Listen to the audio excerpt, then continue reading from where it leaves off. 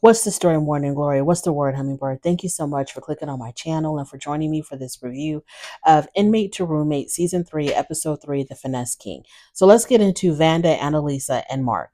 So last week, Mark, his first night out of prison, he goes out with the three girls that had driven up to the prison to meet him, let's say.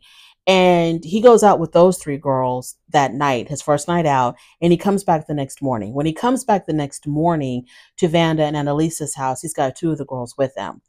And I think they had asked if they could stay there. Annalisa had said no, they cannot stay here. So they got upset, and all three of them walk out. Mark and the two girls, they all walk out.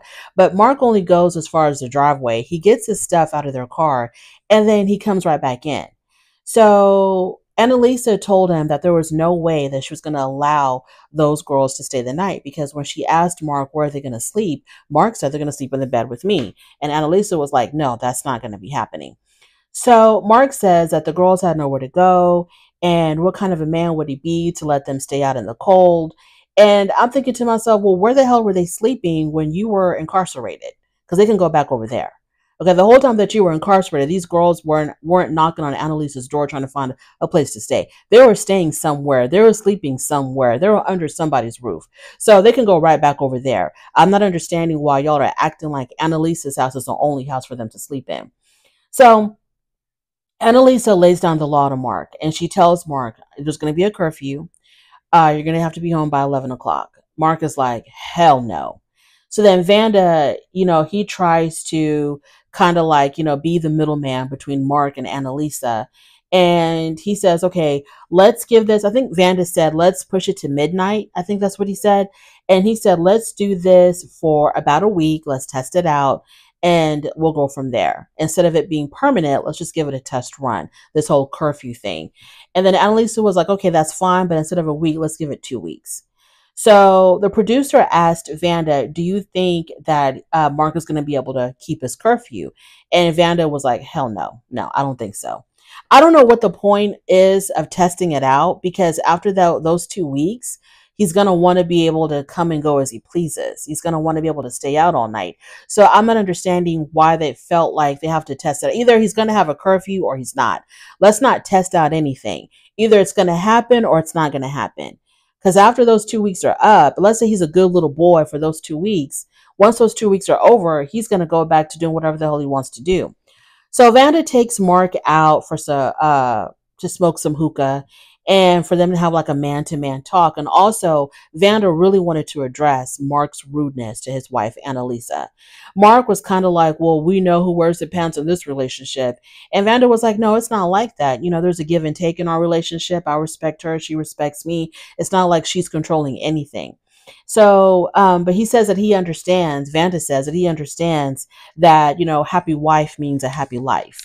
So Vanda asks Mark to apologize to Annalisa, and Mark agrees to apologize. So later on, Mark and Vanda come home. Vanda ends up going to bed, which gives Mark and Annalisa a chance to talk. So Mark does apologize to Annalisa for his crazy behavior, for being rude, being disrespectful. Annalisa says that they're just trying to help him, and they're just trying to get him back on track. They're on his side. They're on his team. They don't want to work against him. They want to work with him. So Mark says he's willing to do the work to show them that he can be responsible and that he is trying to do the right thing.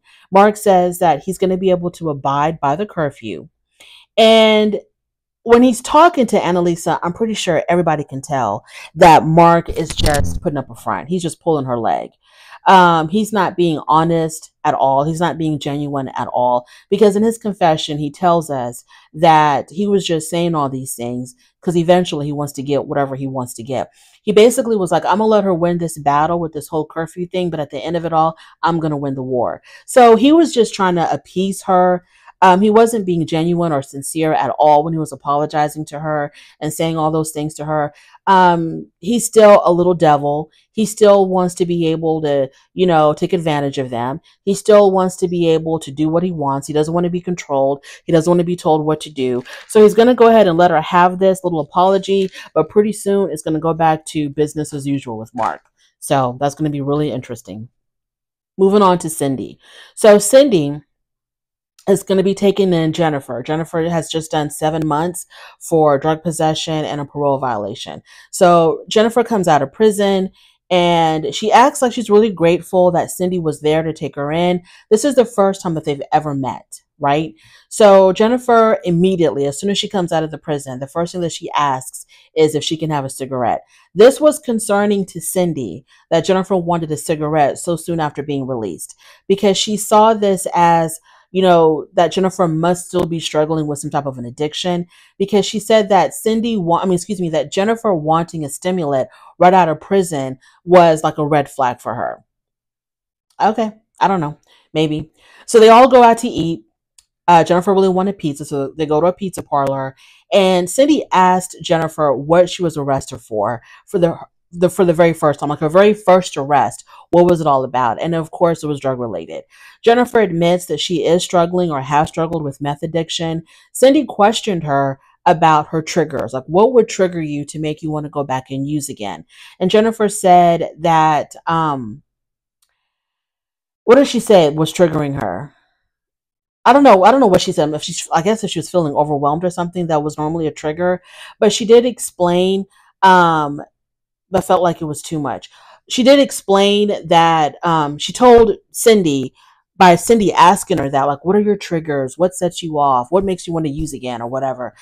Jennifer told her that, well, this questioning is a little bit too much for me. She felt like Cindy was prying or, doing the most so early on. So Cindy asked about Jennifer helping her around the house and helping her with the bills. And Jennifer told her, look, Cindy, I just got out of prison. I understand you need help, but girl, I need to help myself before I can help you. I need to get myself together before I can do anything for anybody else.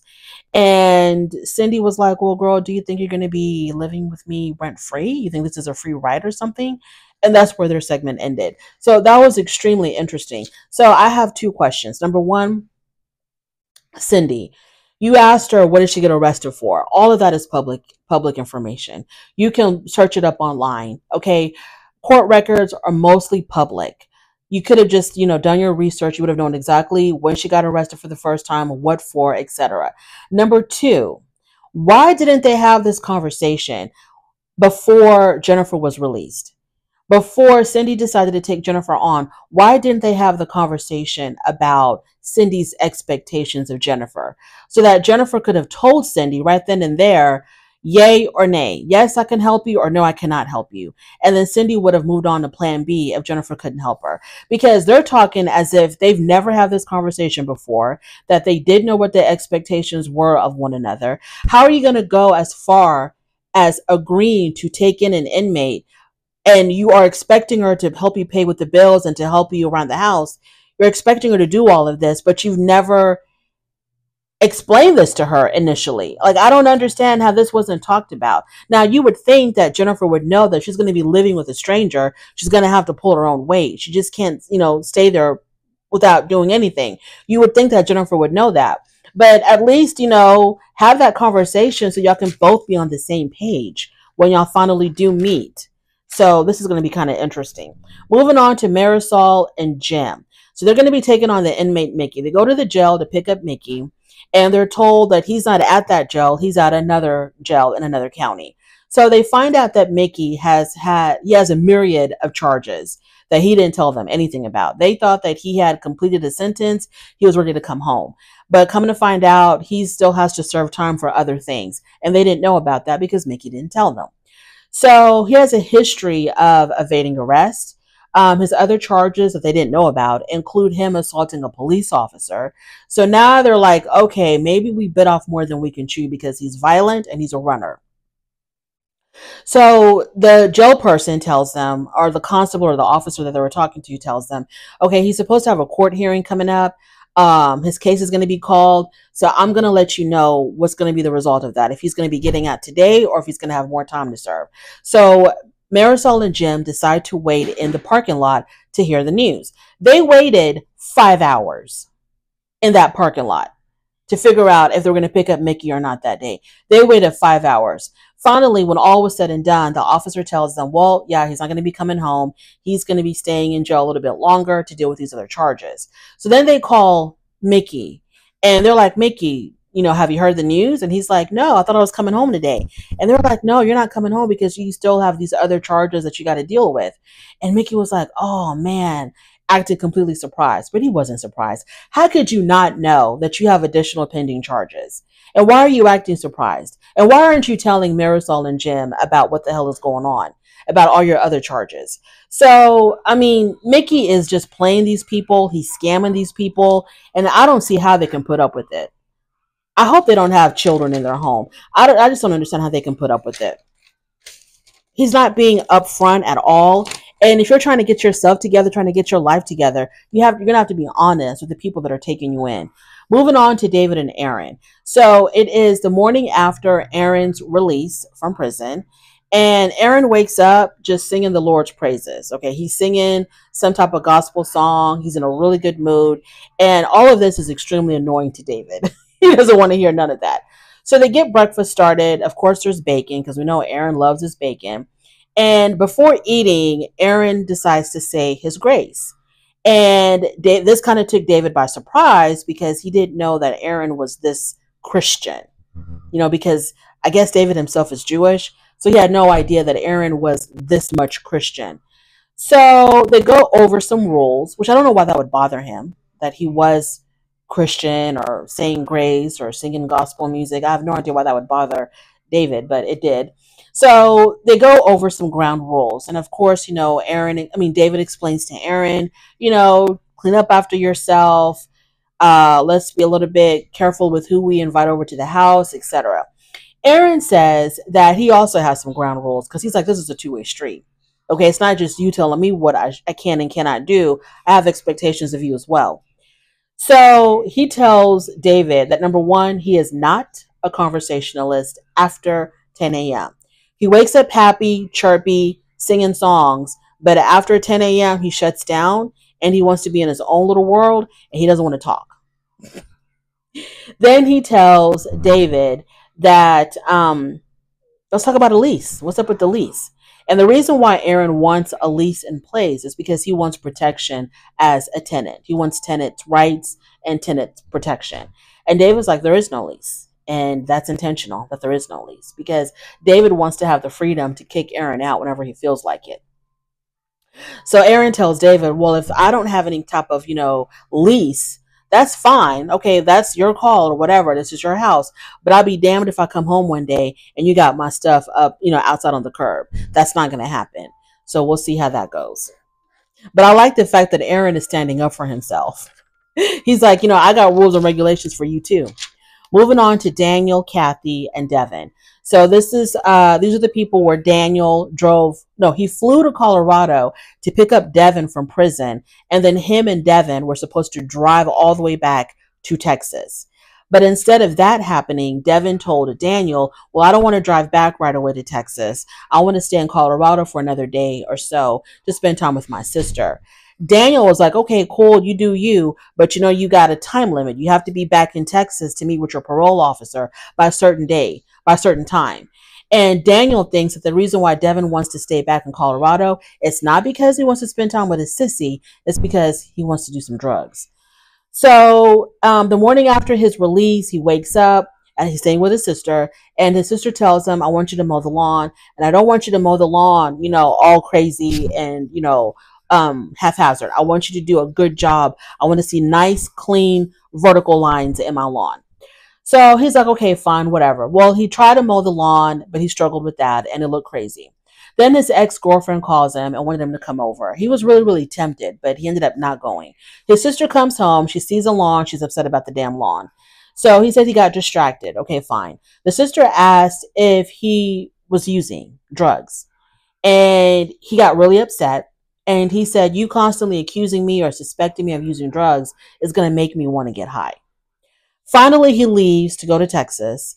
And on his way, he's got 24 hours to get there from Colorado to Texas. He's got 24 hours before he has to meet up with his parole officer or he's going to be sent back to prison. On his way there, his car breaks down. It overheats.